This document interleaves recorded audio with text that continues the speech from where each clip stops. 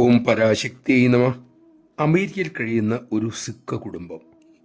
അവരുടെ അച്ഛൻ അവരോട് നാട്ടിൽ നിന്ന് വിളിച്ചു പറഞ്ഞു, അമ്മ ഷിക്കാഗോയിൽ വരുന്നുണ്ട്, നിങ്ങൾ പോകണം, ദർശനം നടത്തണം. ഗുരുനാനാക്കിൻ്റെ തലത്തിലാണ് അമ്മ വിരാജിക്കുന്നത്.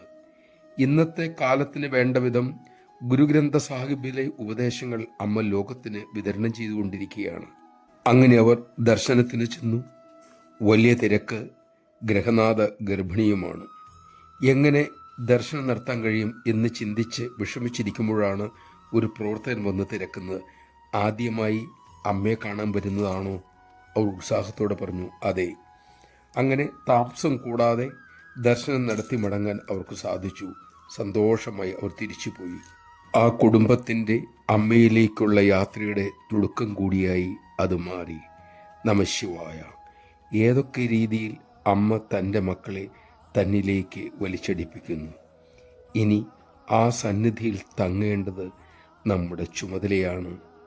ആ സന്നിധിയിൽ നിലനിൽക്കാൻ നാം ശ്രമിക്കുന്നതാണ് നമ്മുടെ തപസ്സും. നമുക്കതിന് സാധിക്കട്ടെ.